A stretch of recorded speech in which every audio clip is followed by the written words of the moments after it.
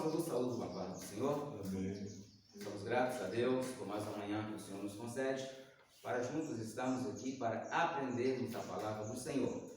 Nessa feita, irmãos, a lição de número 8, vamos estar falando sobre o bom pastor e os pastores infiéis. Eu quero começar a lição de hoje fazendo uma pergunta. O que é um bom pastor? O que é um bom pastor? Bom, eu acho que eu devo ser um bom pastor. Certo? Irmão Joaquim pega o carro, anda aí quase 7 quilômetros. Calma lá. É aquele lá de cima. Para ele vir aqui pegar a escola dominical, eu devo ser um pastor da minha boca, né? Não precisa ser um bom, não. Né? Brincadeira à parte, irmãos. Olha, o que é um bom pastor? Para responder a sua pergunta, irmão Clara, abra sua Bíblia aí, em João 10, versículo 10 e 11. Por favor, abra para responder a sua pergunta. João, abriu já, Jéssica? Lê para nós aí. O versículo 10 e o versículo 11, respondendo a pergunta da irmã Clara. Ela tentou me pegar com a pergunta, mas não é essa pergunta que eu iria fazer. Achou? Lê para nós. Minha Bíblia é diferente. Não tem não. Tem João não? Tem. Não, tem João, mas 10 não tem. João 10, está arrancada a página então. João, capítulo 10, 10 quanto? versículo 10 e 11. Lê para nós, por favor. João 10, 11? Isso, lê para nós, por favor. 10. Pode ler, por favor. Ah, não, é muito grande. O ladrão vem senão para roubar, matar e destruir. Eu vim para que tenham vida e para que tenham com abundância. Quem falou isso? Primeira pergunta. Quem falou isso? Bom pastor. Quem falou isso? Quem falou? Isso aí. Quem falou isso aqui? Eu estou perguntando quem falou isso aí. A palavra você leu, quem falou? Jesus falou isso. Agora olha o versículo 11. O que Jesus disse agora? Eu sou o bom pastor. O bom pastor dá sua vida pelas ovelhas. Ora, então perguntando, o que é um bom pastor? Um bom pastor é Jesus. Mas, na minha pequenez, eu vou fazer uso aqui das palavras do apóstolo Paulo. Não sou eu, irmãos. Não sou eu. Mas o irmão Joaquim pode fazer esse uso. Cada um de nós podemos fazer o uso dessas palavras. Ele disse assim: sede meus imitadores. Porque eu imito quem? Sou de Cristo. Eu sou de Cristo, eu imito a Cristo. Então, se eu imito Cristo e Cristo era um bom pastor, então automaticamente eu tenho que ser pelo menos um pastor bom. Certo? Eu tenho que ser um pastor pelo menos bom. Amém? Mas a pergunta que eu quero perguntar para os irmãos aí, e eu vou começar fazendo ela para a irmã Clara: o que significa a palavra pastor? Pastor? É, não precisa ser um pastor aqui, não. Pode ser um pastor de rebanho. Alguém que É alguém que... pode ser. Alguém que. Alguém que o quê, meu Mas Jéssica, o que significa? Hã? Alguém que cuida das suas ovelhas. Alguém que cuida das ovelhas. Mas o que? Tá ali ensinando a palavra. Ensina a palavra, então quer dizer que dá alimento às ovelhas. Isso. E Água. dá água para as ovelhas. E Comida. Não. alimento, já falou da comida. E E... falta mais coisa. Falta. Nós descobrimos que o pastor cuida das ovelhas. Nós descobrimos que o pastor dá água às ovelhas. Nós descobrimos que o pastor alimenta as ovelhas. Descobrimos também que o pastor tem algum objeto na sua mão. Cajado, defender. Uma vara Defender as ovelhas. e um cajado. Todo mundo quer ter o pastor. Ninguém tem um cajado. Mas não quer o cajado. Por que nós não queremos o cajado? O cajado serve para quê? Hã? O cajado tem duas funções. 3, na verdade. A primeira função do cajado, apesar de que muitas pessoas pensam que um cajado, todos nós pensamos, é um pedaço de madeira mais ou menos dessa altura, certo? Não é desse tamanho não. Ele é mais ou menos dessa altura. Cajado, não é graveto não. Graveto é um pedacinho de pau pequeno. Acabei de você ver alguém aí nos filmes aí, um pedacinho de pau desse tamanho tocando as ovelhas. O cajado, para os irmãos entender, ele é alto. Nessa altura ele faz uma curvatura é uma madeira que é drobada enquanto ainda está verde. Aí depois que ela seca, aquela curvatura permanece, certo? O pastor tem o cajado. O cajado serve para quê?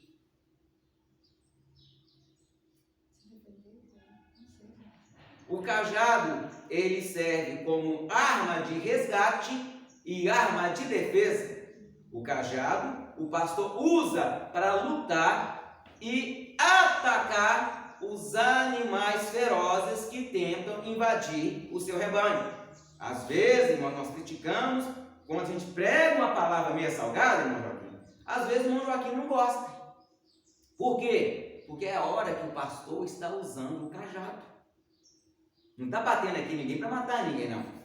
Ele está mostrando a verdade para que nós começamos a reconhecer a atitude do pastor. O cajado bate em quem? O cajado é para bater em quem, irmãos? Animal feroz. Nos animais ferozes. Pode ser lobo, pode ser urso, pode ser leão, pode ser serpente. Agora, o mesmo cajado tem outra finalidade. Quando a ovelha está em situação de risco, vamos dar um exemplo. Um pastor tinha 100 ovelhas. Quantas ovelhas ele tinha? 100. Ele vai contar elas no final do dia. Faltava quanto? Faltava uma. Agora, o primeiro ponto. O pastor tinha 99. Calma aí. O pastor tinha 99. Abre a Bíblia para mim lá nos perdidos e achados. Não já quem sabe. Perdidos e achados. Já falou aqui, eu esqueci. Lucas, capítulo 15.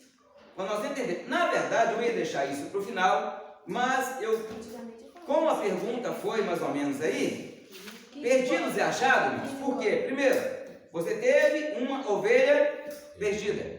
Você tem uma dracma perdida. Você tem um filho perdido. Dracma perdida. Lucas 15. Lucas 15. Vai estar falando do bom pastor e suas ovelhas. Nós, às vezes, cansamos de ouvir que o pastor deixou as 99 no aprisco e foi buscar a ovelha perdida. Mas para corrigir alguns equívocos de alguns pregadores que, às vezes, leiam o texto pulando, leia para mim o versículo 4. Vamos ver aonde o pastor deixou as ovelhas. Quem dentre vós, tendo 100 ovelhas, se perde uma delas? Não deixa as 99 no deserto. Aonde? No deserto. Deixou as 99 no Deserto. E vai atrás da que se perdeu, até encontrá-la? Deixou as 99 aonde? No deserto. No deserto. Leu 4. A sua fala onde? É Lucas 15? Lucas 15, 4. Qual o homem dentre vós, tendo 100 ovelhas e perdendo uma delas, não deixa? Tá bom. Não. Tá onde? Não deixa no outra deserto. Peraí. Tá E lá o homem pra baixo. dentre vós, tendo 100 ovelhas e perdendo uma delas, não Então, deixa no deserto a 99 e vai após a perdida até que venha achar. Estava lendo errado. Não, irmãos. Não, isso é apenas um detalhe de observação. Que às vezes alguém pregou no passado e falou, ele deixou no Aprisco. aprisco. Não, ele deixou ela no Deserto. deserto. Deserto é o lugar que tem o quê, irmãos? Areia. Areia, mais o quê? Escorpião. Escorpiões, mais o quê? Serpente. Serpente, mais o quê? Fera, bravo, lobo. Lobos ferozes, feras bravas, mais o quê? Mais o quê? Calor demais, sol quente. Calor escaldante, e durante a noite frio abaixo de zero. Mais o quê? Serpentes. Quando fala de serpente, irmão, fala de traições, fala de engano. Mas mesmo assim, por causa de uma ovelha, o pastor deixou 99 no deserto. Só que ele não deixou ela sozinha. Quando ele se perdia em uma ovelha, eu estou como pastor e o irmão Joaquim também está como pastor. Ô, pastor Joaquim, me ajuda. Eu preciso ir atrás de uma ovelha perdida. Enquanto o senhor apacenta as suas ovelhas, cuida das minhas 99. E o pastor então foi buscar a sua ovelha. E a Bíblia vai dizer que ele foi para o desfiladeiro, foi para os valados, procurou até, de repente, o que aconteceu? Ele ouviu um barulho, um balido da ovelha. Às vezes, irmãos, eu estou aqui exemplificando. A ovelha desceu um desfiladeiro, um precipício lá embaixo, e a ovelha não conseguia subir. Se o pastor fosse lá, ele também corria o risco de não conseguir sair com vida.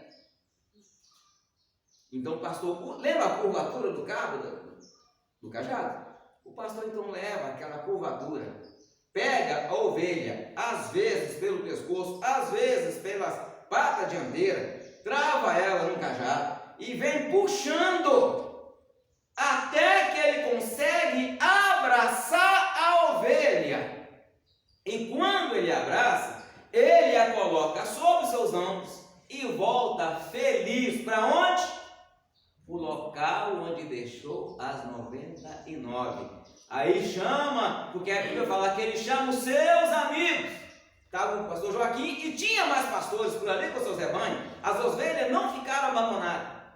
Elas simplesmente estavam no deserto. Porque quando o crente está no deserto, o que acontece com ele, irmãos?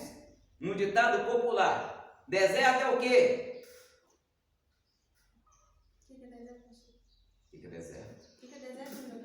Deserto é o quê? Deserto é um lugar onde você passa dificuldade, é um lugar onde você... Não tem recurso nenhum. Deserto Não tem recurso tem nenhum. nada. Deserto é o lugar que você é perseguido. Nem água. Deserto é o lugar onde você não é valorizado. Deserto é o lugar onde você é, vamos falar em português, é escorraçado de tudo e quanto é jeito. Você vai lutar contra a necessidade para a sua sobrevivência. Você vai lutar contra as intempéries climáticas e ainda com animais peçonhentos. Mas, para um ditado popular que o pessoal diz aí, quando alguém está passando por provação, a pessoa costuma dizer, estou passando pelo deserto. Gente, o melhor lugar que o crente tem que estar é no deserto. Sim, porque ali estão buscando a Deus todo dia. Não, também isso é ótimo. Mas no deserto é o local em que Deus está cuidando de você. Amém? Enquanto você está no deserto, Deus está cuidando. No momento que você entra na terra prometida, você tem que se cuidar por sua própria conta. Então, o melhor lugar que o crente possa estar no deserto. E começamos a falar do pastor. O pastor trazia consigo o cajado. O cajado tinha qual função mesmo? Defender os animais e resgatar a ovelha. O pastor também traria sempre consigo uma vara. Alguns usavam a ponta do cajado. Outros usavam uma vara normal. Para quê? Para corrigir a ovelha com vara. A ovelha que é desobediente, ela apanha. Eu estou falando no sentido literal. Quando a ovelha apanha e não tem jeito, o pastor então usa o cajado contra a ovelha. Isso você pode pesquisar nos agricultores, que isso é prática até nos dias de hoje. Porque a ovelha, irmãos, é um animal 100% dependente. A ovelha, hoje em alguns estados aí, estão parando com a produção de ovelha e produzindo bodes. Por quê? Porque o bode consegue se virar sozinho. O bode tem uma montanha assim de pedra, ele consegue subir em cima e consegue descer. A ovelha não. O bode não fica preso no precipício. Ele sai. Ele consegue. A ovelha não. O bode tem visão longa. A ovelha não. A ovelha tem visão curta. Detalhe: o bode não presta obediência a ninguém. A ovelha, por seu lado, por ser um animal dócil, ser um animal dependente, a ovelha então presta obediência ao pastor. Como? Primeiro ponto, se você prosseguir a leitura do capítulo 10, você vai encontrar Jesus falando assim: olha, eu conheço as minhas e das minhas ovelhas sou, e elas de maneira alguma seguirão o estranho. Por quê? Conhece a voz. Porque ela conhece a minha voz. Então, irmãos, a ovelha tem que conhecer a voz do pastor. Mas, voltando ao tratado da nossa lição, aqui o profeta Ezequiel vem trazer uma sentença de julgamento à nação de Israel. Só que essa sentença, ela não foi aplicada diretamente ao povo. Nós sabemos que esse livro ele traz 4 pontos de divisão sobre o pastor. Primeiro, ele fala sobre o pastor infiel. Ele fala também sobre Deus como um futuro pastor. Ele fala também sobre o julgamento entre as próprias ovelhas e fala também de um Messias como o bom pastor. O tempo não nos permite decorrer todos esses tempos, mas aqui, esse juízo que Deus estava trazendo do capítulo 34 de Israel, apesar que muitas pessoas aplicam isso à vida dos pastores eclesiásticos, como eu e o presbítero Joaquim, certo? Muitos querem aplicar isso à vida de um pastor, mas essa aplicação aqui era para as autoridades de Israel, era para os políticos, era para o sacerdote, era para o povo que exercia cargos de liderança em Israel. Porque os reis de Israel, eles começaram a afastar-se da presença de Deus. Os líderes religiosos, eles começaram a afastar da presença de Deus. Mesmo enquanto o povo estava sendo atribulado, ou seja, aprisionado por Nabucodonosor, na época do cerco da cidade, o povo de Israel, os líderes, estavam pensando apenas em si próprio. Vamos dar exemplo. Eu tenho aqui 1000 ovelhas, certo? Se eu sei que o povo estava passando fome, o que eu teria que fazer? Eu, como líder espiritual, ou um líder religioso, ou um líder civil, o que eu deveria fazer com as minhas ovelhas? Alimentar o povo. Em vez de alimentar o povo, eu pensava, olha, se todo mundo está com fome e as ovelhas custam R$100 o quilo, eu vou vender a ovelha a R$1.000 o quilo. E alguém com necessidade, para não morrer de fome, ia e pagava um preço absurdo. A pessoa, mesmo no momento de crise, vocês até devem percebido aí, que tem pessoas que aproveitam o momento de crise seu para se enriquecer. O irmão Joaquim quer vender um carro, né? Ele está apertado. Aí o carro vale, quanto vale o Uno, Joaquim? A média de preço da vela do Uno? 40 mil. 40 mil. Uns 25 mil. Aí, irmão Joaquim, eu estou apertado, estou querendo vender esse carro por 25 mil. E eu chego e falo, olha, se o senhor quiser, eu dou 15. Quer? Eu estou tentando me sair bem em cima da dificuldade, Joaquim. Assim estava agindo o povo de Israel. Então, o povo de Israel, os líderes de Israel, eles estavam agindo contrário à vontade de Deus. Então, esse julgamento também se aplica, nós vamos ver que o próprio Deus, ele se estabelece para fazer valer a lei. Por quê, irmãos? O que é um bom pastor? A pergunta que eu quis dizer para Clara no começo, o que significa a palavra pastor? Já ouviram falar em hebraico a palavra? Até um hino aí que a Clara estava cantando um dia, ou escrevendo, não sei. Jeová, Ha. O que eu acabei de falar? O Senhor, meu pastor. Ha. A palavra pastor em hebraico é Ha. Lembra que estava falando disso de Quero, né? Jeová Jeré. Então, Jeová Ha é o Senhor, é o meu pastor. Quando eu falo que Deus é meu pastor, eu estou dizendo que eu tenho que ser 100% dependente do pastor. Não adianta eu falar que o Senhor é meu pastor e eu não querer prestar obediência ao meu pastor. Eu não estou sendo ovelha, eu estou sendo bode.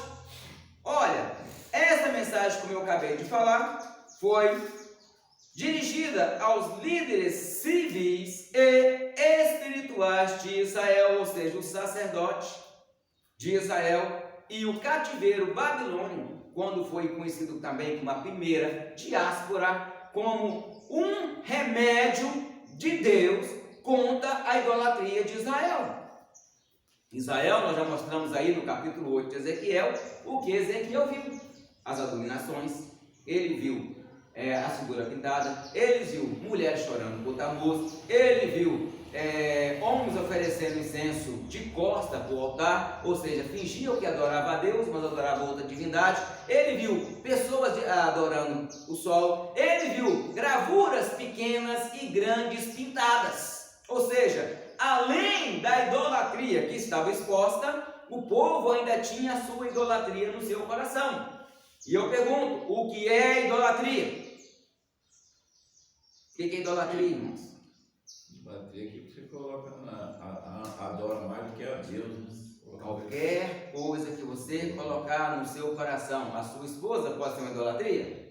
Seu filho pode ser idolatria? Sua mulher pode ser idolatria? Seu marido pode ser idolatria? Pode. Seu bichinho de estimação pode ser uma idolatria? Pode. Até um patinho pode ser idolatria. O cachorrinho pode ser idolatria. Tudo aquilo que nós colocamos no nosso coração, que ocupa o espaço de Deus, se torna uma idolatria. Idolatria, eu tenho que te colocar em mente que não é eu chegar perto de uma imagem tal, ou imagem B, e me prostrar perante ela. Isso é um ídolo declarado. Agora, a maior idolatria é aquela que está no meu coração. Então, o remédio, foi o cativeiro para que Israel voltasse novamente para Deus. E nós vemos que no ano 930 a.C., houve a divisão do reino. Os irmãos são inteirados que houve a divisão do reino de Israel. 2 tribos e meio ficaram servindo a linhagem de Davi, e Deus levantou um outro rei por causa da idolatria de Salomão.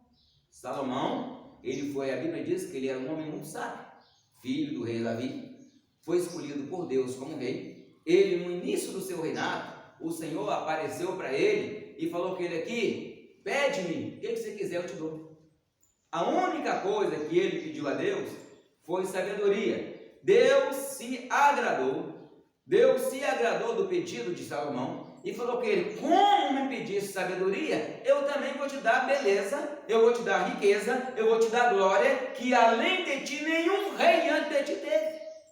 E modesta parte falando, com a pompa de Salomão, eu acredito que nem depois dele houve outro igual. Não houve outro igual. Teve grandes reis, mas Salomão, ele sobressaía a todos.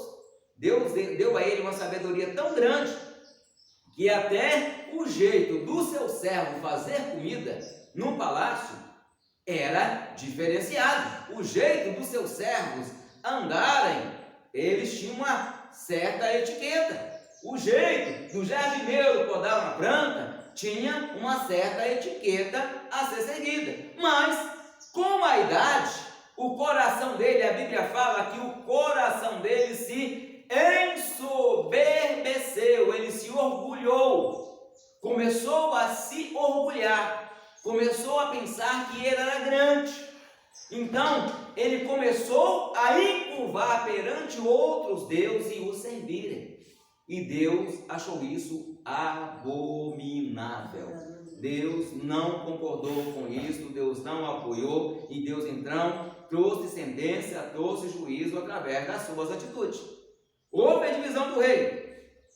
E durante esse tempo, o povo de Israel se aprofundou na idolatria do povo que estava ao seu redor. Ele aprofundou na idolatria do Sidônio, dos Sidonitas, dos Moabitas, e começaram a adorar outras divindades. E quando veio o cativeiro, não tinha mais remédio para com que o povo se voltasse para Deus. Jeremias 50, versículo 6, vai falar que os líderes fizeram o povo errar perante o Senhor. 50? Jeremias 50. 6. Sim. Pode ler, por favor. Ovelhas perdidas era meu povo, seus pastores as fizeram errar. Pelos montes as desgarraram. Andaram do monte em colina e esqueceram-se de seus redes. Seus redis. Redis. Redis é como falasse aprisco ou falasse curral. Vamos traduzir em português, tá? A vida, o que é redil? O que é redil? Igual nós cantamos, né? A ovelha estava longe do redil. Redil significa o seu local de habitação, o seu curral, o seu aprisco ou o que nós possamos aplicar. Aqui a Bíblia vai dizer que os líderes de Israel fizeram as ovelhas errar. Eles não preocupavam em levar o povo a Deus, desde os dias dos juízes. Quando levantavam um juiz que temia Deus, o que o povo fazia, irmão Joaquim? Quando levantava um juiz que temia Deus, o povo vencia. Quando aquele juiz morria, o povo voltava a adorar imagem de escultura. Nós temos exemplo disso no livro de Reis, temos exemplo disso no livro de Crônicas, porque muitos dos reis que levantaram naquele período eram fiéis e tementes a Deus. Quando os reis eram tementes a Deus, vamos dar exemplo aqui de dois. Vamos falar do rei Ezequias. Ezequias, ele era um rei temente a Deus. Ele temia a Deus. Ele fazia, desde o seu primeiro dia de reinado, ele já ordenou que a casa de Deus fosse restaurada.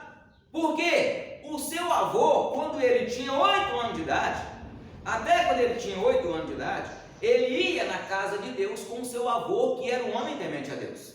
E o povo prosperou. Quando o avô Jotão morreu e o seu pai assumiu o reino, o primeiro ato que o seu pai fez foi mandar lacrar a casa de Deus e ninguém mais adorar a Deus. Quando Ezequias assumiu, então ele falou, tinha aquela saudade de adorar a Deus. Ele levou o povo a uma restauração espiritual. Outro rei que nós podemos falar dele, o rei Asa. O rei Asa, o seu avô era um pervertido, o seu pai era um idólatra, mas quando ele assumiu o reino ainda como criança, ele começou a restaurar a adoração a Deus. Então os líderes de Israel, uma boa parte deles, eles não orientavam o povo a servir ao Senhor. Eles orientavam o povo a viver de qualquer maneira. O olho do povo estava no rei. Quando o rei era temente a Deus, o povo obedecia a Deus. Era uma autoridade religiosa. Era uma autoridade civil. Mas se ele temesse a Deus, o povo temia a Deus. E a Bíblia também chama o povo de Israel como se fosse uma vinha. O que é uma vinha? O que é uma vinha, irmão? Uma plantação de uva. Muito bem. Vinha é uma plantação de uva. Alguém vai ver para mim uma parábola da vinha que tem Isaías capítulo 5, versículo 7. Deus aqui ele vai falar do cuidado que ele teve com a vinha dele. O cuidado que Deus teve com o seu povo. Só que Deus pensava que eles produzissem uvas boas, eles vieram a produzir uvas más. Lê para nós, por favor. Certamente a vinha do Senhor dos Exércitos é a casa de Israel. Não. É do 1 ao 7. Oi? É do 1 ao 7. Ai. É o capítulo 5, de 1 ao 7. Não. Lê para lá, irmão Joaquim. Abriu aí, então. Agora cantarei ao meu amado o cântico do meu querido a respeito da sua vinha. Meu amado tem uma vinha no eiro fértil. Olha, primeiro ele já começa contando a parábola. Eu vou contar a parábola da minha vinha. A parábola da vinha do meu amado. Quem é o amado? O esposo.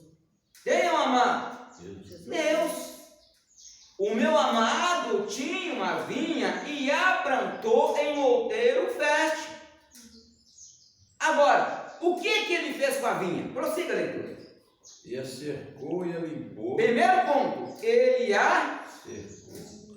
O que é fazer uma cerca, irmãos? É você proteger a sua vinha de ataque externo. É você proteger. Deus então ele teve cuidado. Porque quando se plantava uma vinha, tinha um bicho muito atrapalhado, que eram as raposas. Aqui a gente vê poucas raposas, mas lá na região do Oriente, raposas são muitas. Raposa lá é mais ou menos igual um ataque de gambá aqui, irmãos. Toda casa que você vai aqui, tem alguém reclamando de gambá. Certo? Aqui gambá é uma sarna. Você vê, tem dia que você vai daqui no Souza, você vê na frente, eu já cheguei a contar 5 gambá atropelados na estrada. Um aqui, outro mais na frente, outro mais na frente, e eles vão atravessar a BR e o carro acaba atropelando. Tem muito. Então, as raposas, elas atacavam a vinha de Deus. A vinha do vinicultor.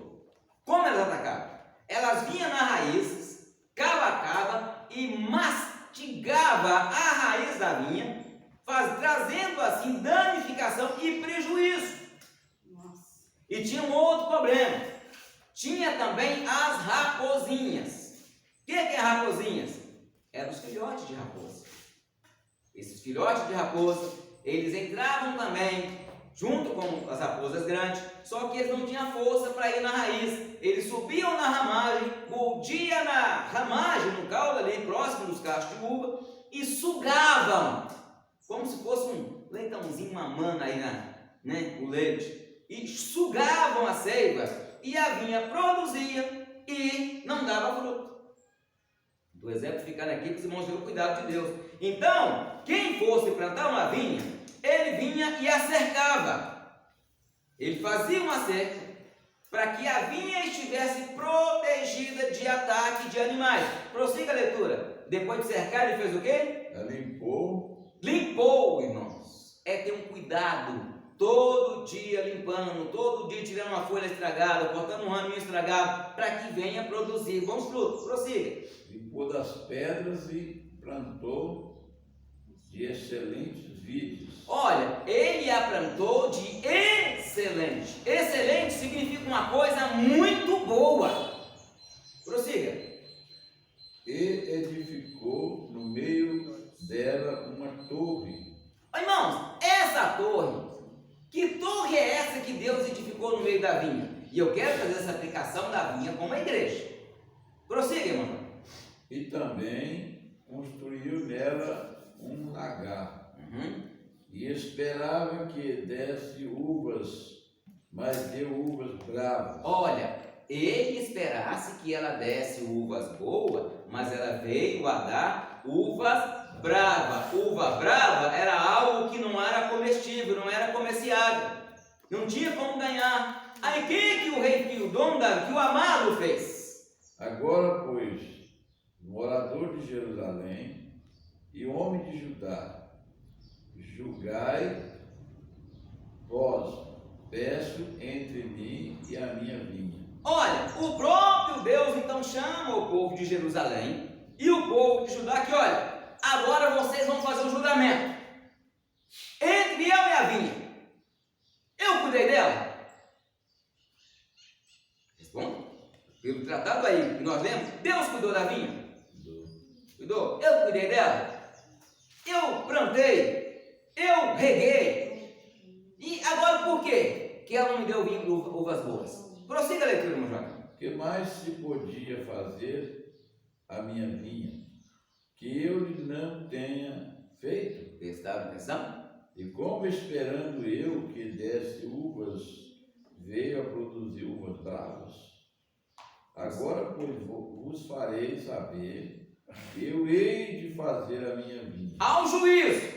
Irmãos, Deus ele ama, Deus ele guarda, Deus ele trabalha, Deus ele cuida, porque o próprio profeta Isaías ele vai dizer mais na frente que desde a antiguidade nunca se viu e nem ouviu de um Deus como o nosso. Por quê? Ele é um Deus que trabalha em prol daqueles que nele confiam. Prossiga, irmão. Tirarei a sua sebe. Olha, primeiro ponto, Deus vai tirar a cerca. Prossiga. Para que sirva de pasto, derribarei as suas paredes para que seja pisada. Prossiga. E tornarei em deserto, não será podada, nem cavada, mas crescerão nela sarça e espinho, e as nuvens darei ordem que não derrame chuva sobre ela. Porque a vinha do Senhor do deserto é a casa de Israel. Então, irmãos, olha o que o versículo 7 está dizendo. Porque a vinha do Senhor dos exércitos é a casa de Israel. Termina? A vinha do Senhor é a casa de Israel. E os homens de Judá são a planta das suas delícias. E esperou que exercesse juízo. Eis aqui a opressão, justiça. Eis aqui clamor. Olha, irmãos, então Deus, Ele trouxe um povo do Egito. Ele plantou, Ele cuidou, Ele zelou. E sabe o que Deus pediu de Israel? Obediência, fidelidade. Deus, irmãos, se Ele quisesse, Ele podia pegar um povo que já era povo, pegasse lá os sumérios e mudasse o coração do povo, falava: esse povo agora é meu povo. Os fenícios, ou até mesmo os egípcios. Mas Deus então chama Abraão e promete através dele fazer uma geração eleita, e o povo sempre desviava do caminho do Senhor.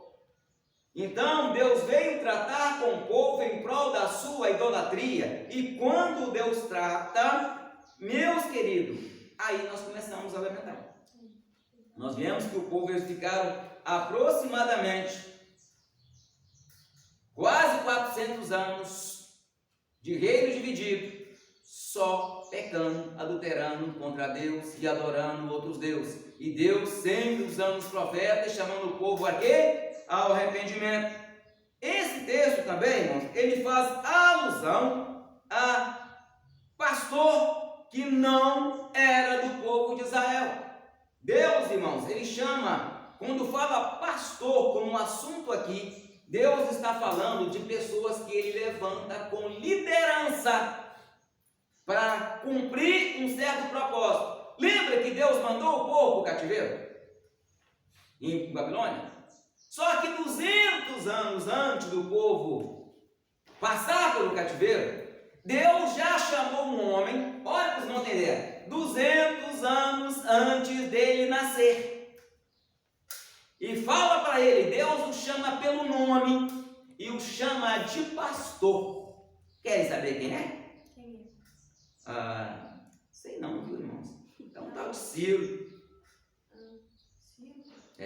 Isaías 44. Deus chama ele de meu pastor. 28. Mas se você ler 11, vai achar uma boa recomendação. 28? Isso. Lê para nós. Que diz a Ciro. E diz a Ciro. Quem que era Ciro? Prossiga. É meu pastor e cumprirá tudo o que eu quero. Ao dizer a Jerusalém serás edificada, e ao tempo serão edificadas as tuas fundações. Como é que é mesmo? Lê de novo. Que dirás a Ciro, é meu pastor, e cumprirá tudo que eu quero. Ao dizer a Jerusalém, serás edificada, e ao tempo serão edificadas as tuas nações. Então, meus amados, nós temos que entender que quando Deus trouxe essa profecia para o rei Ciro através de Isaías, ele estava falando que o seu povo ele ia ser restaurado, ele ia colocar Ciro como pastor, e cumprireis o que me apraz. O que Ciro ia fazer? A Jerusalém se edificará e o templo funda-te. Ou seja, ele chamou Ciro pelo nome. Agora lê o versículo 1 do 45, para você ver como é que ele chamou Ciro. Assim diz o Senhor ao seu ungido. Pera aí. Assim diz o Senhor a seu ungido, 200 anos antes do cara nascer. Já pensou isso, meu irmão? Assim diz o Senhor a Ciro. Quem era Ciro, irmãos? Não? Ele era rei de onde? Ah, tá. Ele era rei de onde? Qual nação que derrubou Babilônia? Ciro. Não, Ciro não, do camarada. Mas Qual nação? ele não era o rei da Síria, né? Não, esse aí era Medos e Persa. Medos e Persa. Ciro era conhecido como o grande rei. Um dos poucos homens que é chamado de grande na Bíblia é ele. É Ciro, Alexandre e Herodes, que eram chamados de grande. Certo? Ciro, antes dele nascer, Deus já falou para ele assim: assim diz o Senhor ao seu ungido, a Ciro. Prossiga a leitura aí, meu irmão. Ao qual eu tomei por sua mão direita, para sujeitar nações diante dele e soltar os lombos dos reis, para abrir diante dele as portas, e as portas não se fecharão. E ainda diz mais na sequência: e eu irei diante dele. Ciro, irmãos, era um ímpio que não temia a Deus. E ele aqui, a Bíblia o chama de pastor, ou seja, ele era uma autoridade. Nós temos que entender, irmãos, que o termo pastor, ele no Novo Testamento, ele aparece 34 vezes. E nessas 34 vezes, somente uma vez ele se refere a Cristo. Agora, irmãos, nós já temos uma noção do que era o pastor. Vamos falar um pouco do rebanho. O que é o rebanho? É. A igreja? A igreja pode ser o rebanho da igreja. Mas vamos falar do rebanho literal. Quando se fala de ovelha, os irmãos entenderem o que é ovelha. Carneiro, vocês conhecem? Conhece, né? A ovelha é a fêmea do carneiro. Tem um carneiro que não dá lã, né? Aí já é outra raça, né? Aqui pra cima tem muito ali. Pois é, mas Ele não dá lã, ele é liso. ele igual é a liso. leite. Não, é porque não deixam dar. Não. Então, é um carneiro híbrido. Isso não dá lã. Isso é geneticamente modificado. Ele é igual cabrito. Usa pra leite. Aham, só para leite. Ele dá, É igual o cabrito. Dá o cabelo igual o cabrito mesmo. Ele é um carneiro modificado. E, O carneiro. e a fêmea não é mansa igual a ovelha. Ela é brava. Então, não vocês entenderem. A ovelha, ela é a fêmea do carneiro. E quando a Bíblia se refere a cordeiro, Filhote. o cordeiro é o filhote da ovelha, com o carneiro até 1 ano. Estou trazendo isso aqui para a gente entender. Porque tem muitas pessoas que sabem, mas tem muitas pessoas que não sabem sobre isso. Quem sabia? Deixa eu ver. Você sabia? Uai, então... Você é a única pessoa que sabia?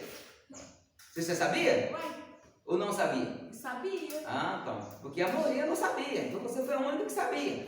Certo? Então por que a Bíblia chama Jesus de cordeiro? Já que você sabia, explica para mim o que é um cordeiro.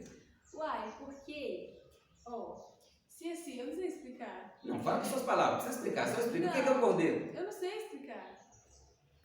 Cordeiro é um filhote de carneiro que ele é até 1 ano de idade. Como se fala Então por que que Jesus é um cordeiro?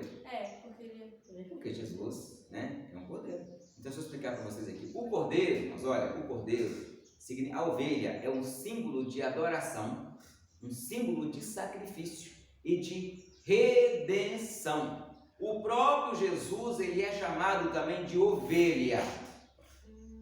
O próprio Jesus, pela mansidão da ovelha, o próprio Jesus é chamado também de ovelha. Ele é chamado de ovelha lá em Isaías 53. E diz: como uma ovelha, ele não abriu a sua boca. Mas ele também é chamado de cordeiro. Cordeiro fala de resgate. O cordeiro fala de redenção. Quando o nosso Senhor Jesus Cristo, ele veio e João o apresentou para o mundo, como João o apresentou para o mundo? Como cordeiro. Onde está escrito? Em João, capítulo 1. João Batista chegou e falou: eis o cordeiro que tira o... Pecado. Significa que o cordeiro era um sacrifício perfeito. Ele era um sacrifício perfeito. Humano, né? Ele tinha que ter de 1 ano para menos. Acima de 1 ano, ele já, ou seja, traduzindo em português, antes dele cruzar, ele é cordeiro. Após ele cruzar pela primeira vez, ele deixa de ser cordeiro e passa a ser carneiro. Entendido? Então, nós temos que entender que existe vários tipos de figurativo na Bíblia. Exemplo, nas 74 vezes que a Bíblia fala de ovelha, cordeiro no Novo Testamento, é apenas uma, em apenas uma vez está se referindo ao animal, literalmente falando. Nas demais vezes está se aplicando à igreja do Senhor. Vamos dar um exemplo. Lembra que Jesus falou lá em Mateus 12? E qual de vós que se cair uma ovelha na cova, no sábado, não atira? Essa é a única referência que está fazendo literalmente a ovelha. As demais referências estão se dirigindo à igreja e no Antigo Testamento se dirigindo ao povo de Israel. Então nós entendemos que o rebanho ele é misto. O rebanho ele é ovelhas, carneiros e bodes. A Bíblia não fala muito de carneiro, não. Mas fala mais do cordeiro. Mais do cordeiro. Porque o carneiro é bravo, o carneiro é um macho. Ele é violento. É um macho, ele é meio atrapalhado. Né? A menos que o dono dele seja bem tranquilo. Lembra para nós Ezequiel 34 e o versículo 17. Nós vamos ver sobre o tipo de rebanho que Deus tem. E vamos nos identificar dentro deste rebanho. Quem achar primeiro, lê para nós. Quanto a vós outras, ovelhas minhas, assim diz o Senhor Deus, eis que eu julgo entre ovelha e ovelha, entre carneiros e bodes. Olha, entre ovelhas e entre carneiros e bodes. O que é um bode? Já falei um pouco sobre ele aqui. O bode? O que é um bode, irmã? Jéssica? Um cabrito, o que é um cabrito? A ver se conhece um cabrito. Um cabrito macho, errado já. Hã? Droga. O que é um bode, camarão? Explica para nós aí um bode. O bode é um cabrito macho, já está errado, né? E ele é muito violento. Eu morava num lugar que tinha um bode, né? Ninguém passava na rua, não. E o bicho ele te Passava, derruba. não. Ele te derruba Você no tinha chão que- e ainda faz xixi no centro. Ninguém passava na frente desse lugar. Os bodes são terríveis. Os bodes são terríveis. Eles não prestam obediência a ninguém. A ovelha, lembra que o pastor tem a vara? Ele bate na ovelha, a ovelha até chora, mas ela abaixa a cabeça e segue. Se ele bate no bode, o bode vem e lhe dá uma amarrada ou uma cabeçada. A Bíblia fala que Deus separar o bode das ovelhas, né? E isso é uma separação, uma alusão também às nações. As ovelhas é as nações que lutarem ao lado de Israel na grande tribulação, e os bodes as nações que lutarem contra Israel na grande tribulação. A Bíblia diz também, irmãos, lá em Miqueias, que as ovelhas ela é incapaz de se defender. Alguém abre para nós. Miqueias, capítulo 5, versículo 2. 5:2. Para quem quer cantar, Jonas. E tu, Belém, é fraca, posto de pequena entre milhares de Judá. De ti me sairá o que será Senhor em Israel. Você está lendo o capítulo 5, versículo 2? Isso. Ah, tá, prossiga. Cuja sairá o Senhor em Israel, e cujas saídas são desde os tempos antigos, desde os dias da eternidade. Aqui o profeta está dizendo sobre uma profecia que Jesus ele viria para resgatar e guiar o povo de Israel. Agora, quem tem Ezequiel 34, lê para mim o versículo 31 34? e 31. Ezequiel 34, 31. 34, 31. Uhum.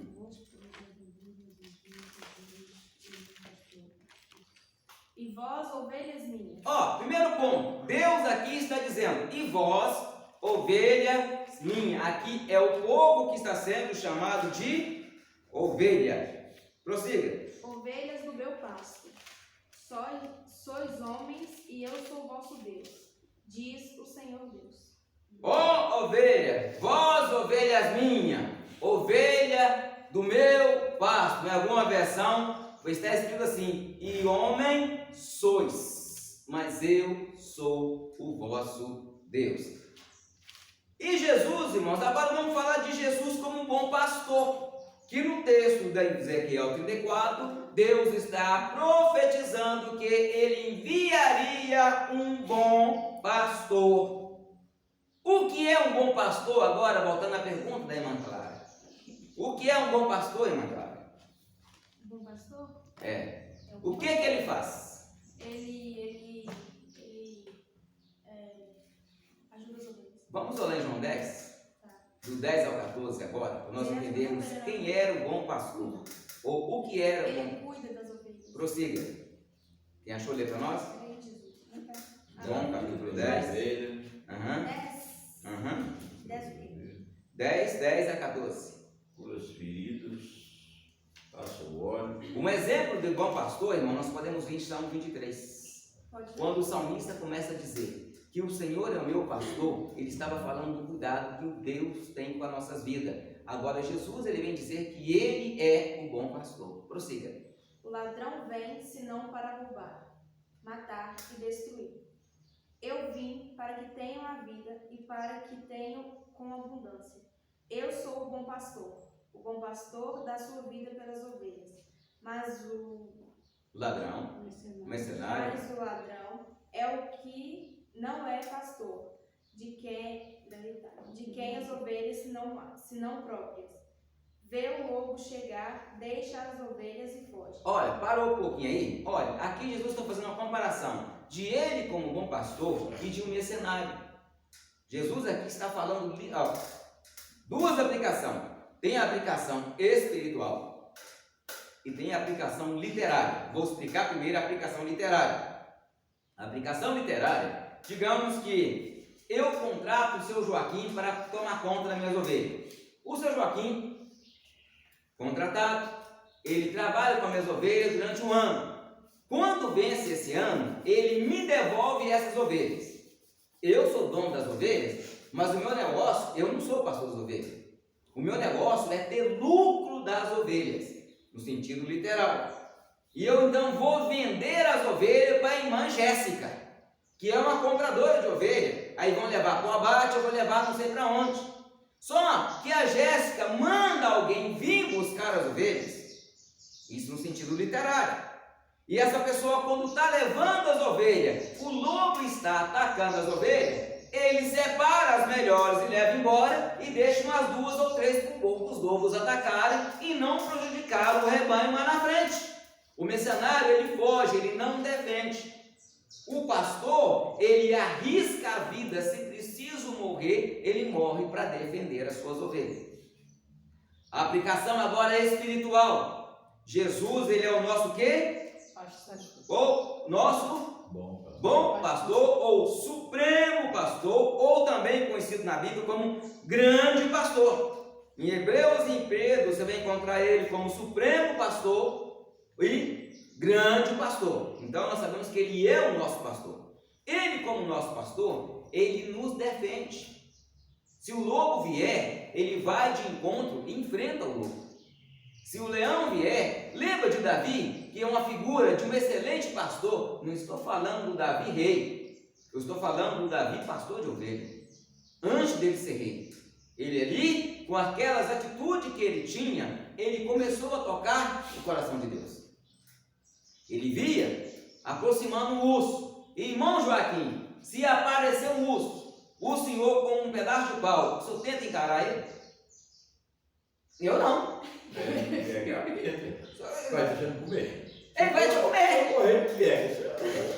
O negócio é correr muito. Eu vou tentar. Você tem que fazer igual na África. Eu tenho que tentar. Se um lobo vier, Quem sabe eu consigo dar uma palavra. se um pitbull, não, pra você ter uma ideia, o bicho é tão forte, irmãos, o bicho é tão forte que você pode quebrar o pau na cabeça dele que ele não vai sentir nem cócega. Não sente nem dor. Não sente nem dor. Se eu correr, me pega. E se um leão atacar o senhor, o que é que o senhor faz? Tentar Com um pedaço de pau e umas duas pedras na mão? Se eu correr, não vai adiantar nada. Então eu vou tentar. Então deita no chão e facilita pro leão. Come!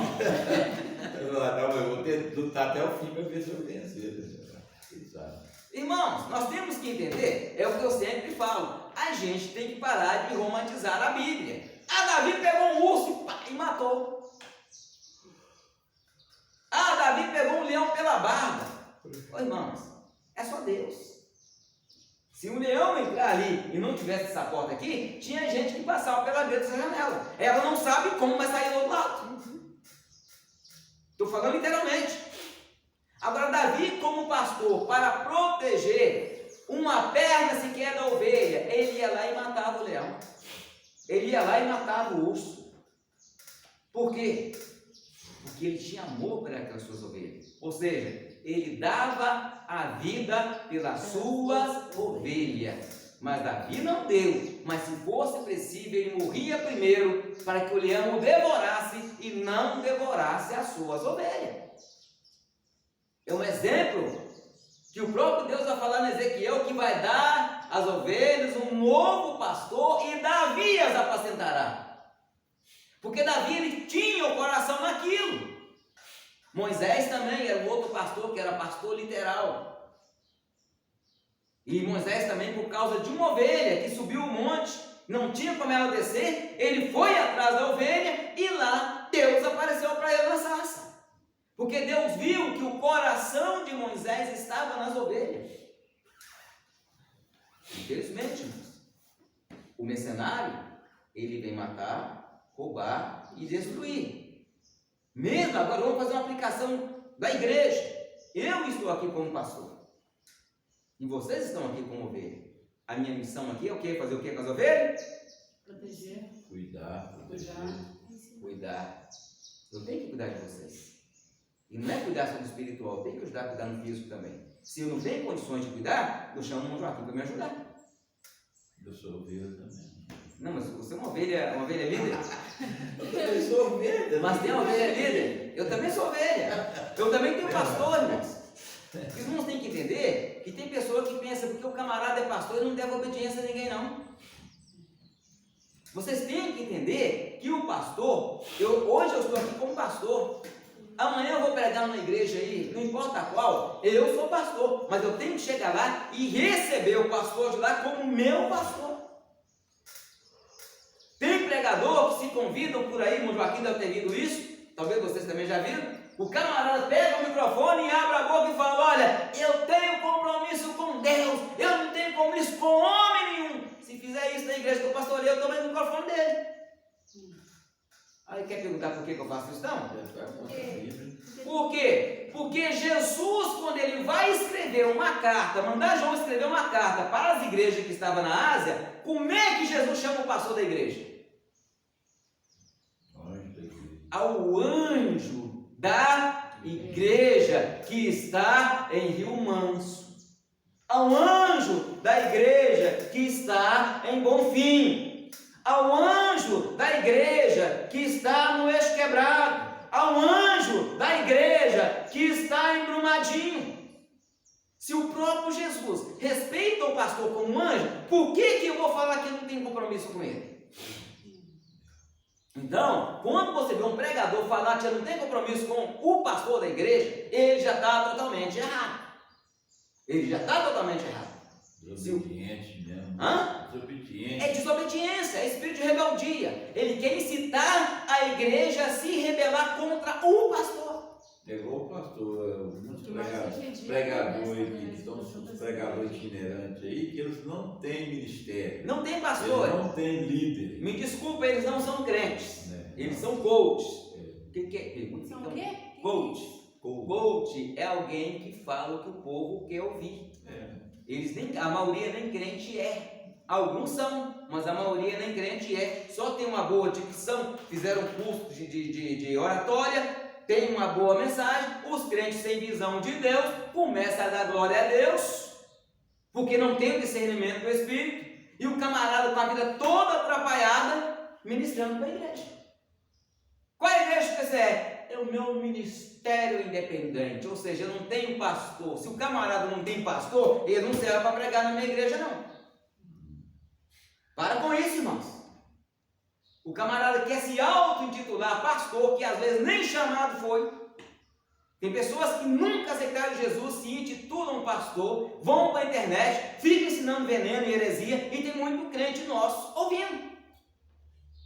Como é que está o nosso pastor em relação a essas pessoas? Prossegue a leitura aí do João 10. 10, né?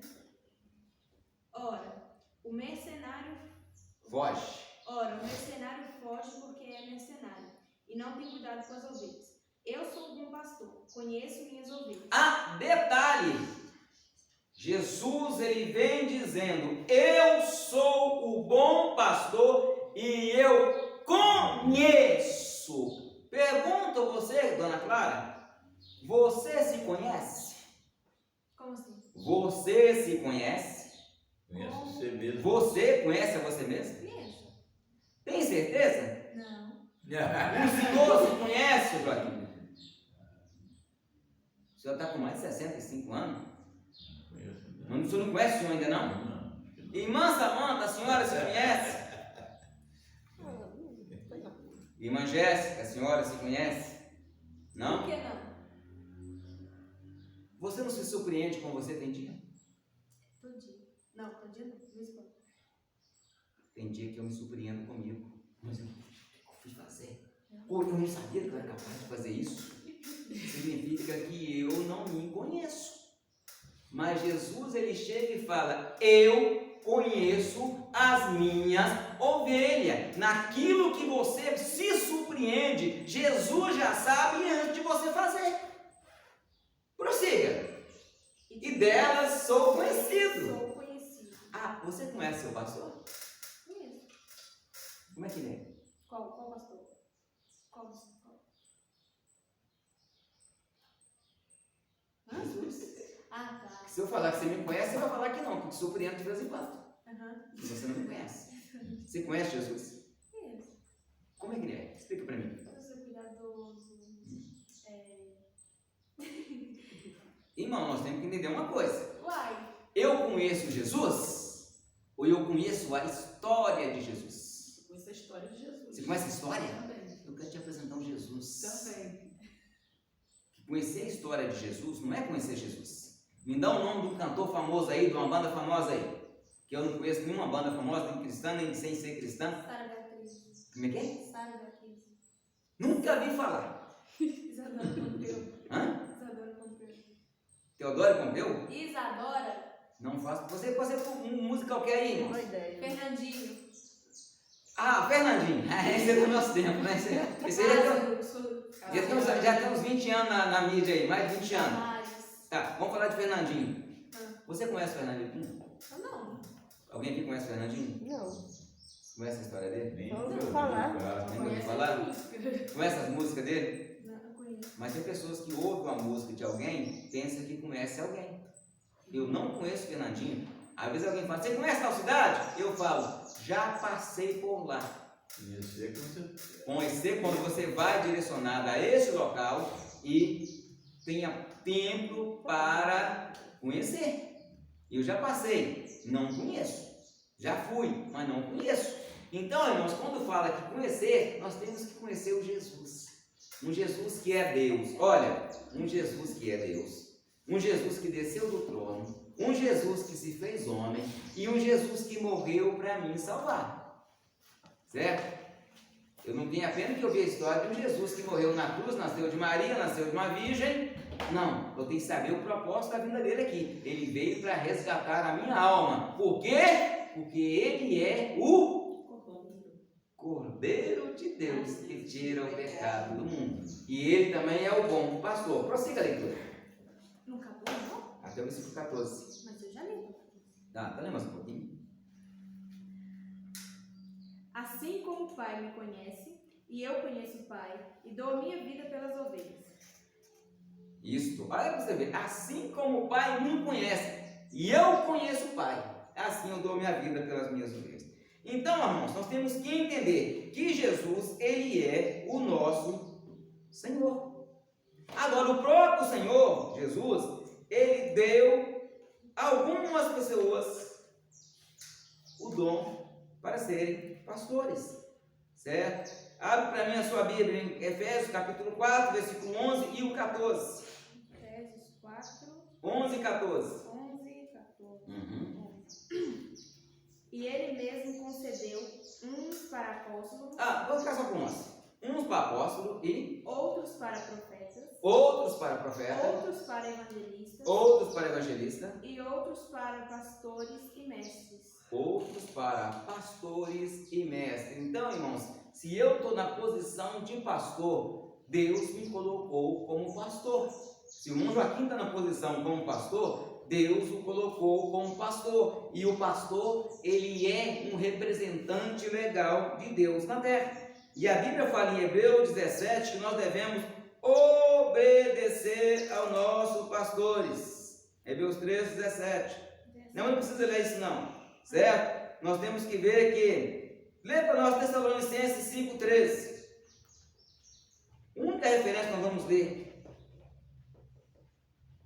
E outro abre para mim em Atos 20, 28 a 30. Quem abriu Tessalonicenses? Abre Tessalonicenses, meu irmão? Quanto? Tessalonicenses? Quanto que é? Qual número? 5, versículo 13. Segundo, primeiro? Primeiro. Primeiro. E outro abre em Atos 20 para mim. 5 e 13. 5 e 13. Uhum. 5 e 13.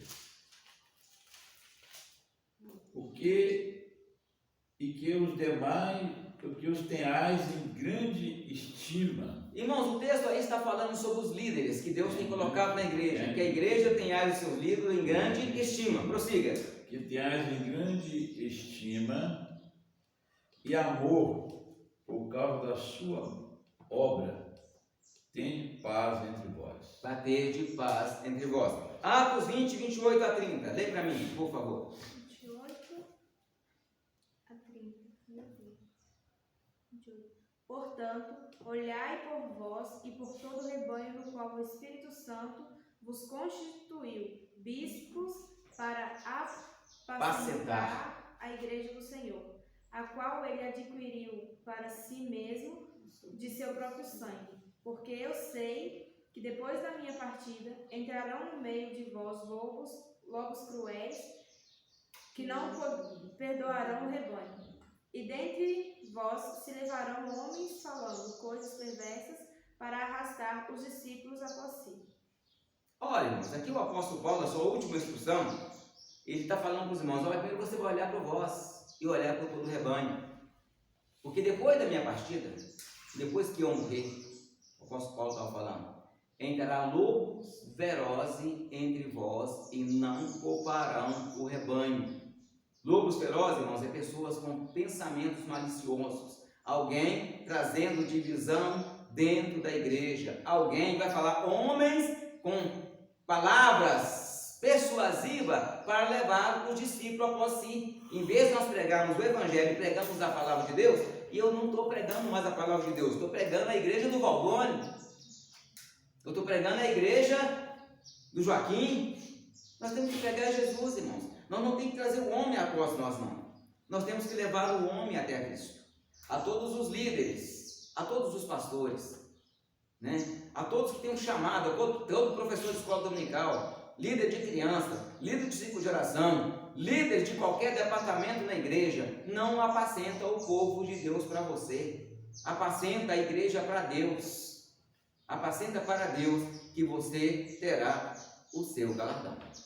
Que se você apacentar para si, você pode estar trazendo divisão dentro da igreja e, infelizmente, perdendo o seu galardão. Amém? Que Deus em Cristo nos abençoe e que a graça do Senhor Jesus, né, esteja sobre a vida de cada um dos nossos irmãos. E no próximo domingo estaremos falando sobre Gog e Magog, um dia de juízo. Amém?